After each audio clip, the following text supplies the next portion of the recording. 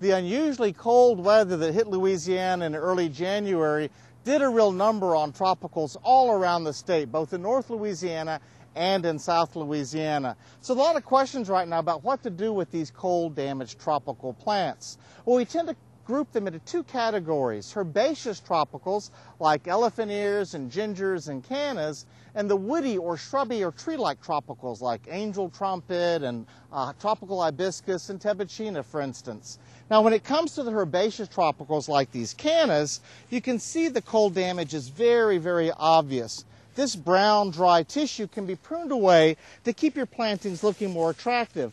Just cut them off back to ground level, chop these up and throw them in your compost pile, and then mulch over the remaining rhizomes to keep them safe through the rest of the winter. Now, when it comes to the woodier tropicals, you can tell clearly when the foliage has been damaged, but it's much harder to tell when these woody stems have actually been frozen back.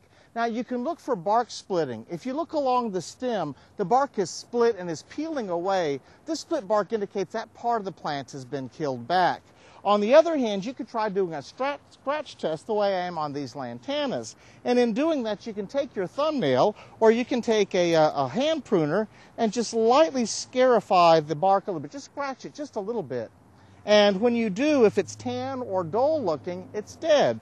On the other hand, you come down here to this green tissue, and if you scratch it, you see it's green right underneath the bark like that. This is still alive. You can prune back to that point, or really with these woody tropicals, we tend to just want to leave them alone till spring, prune them out once they've sprouted out.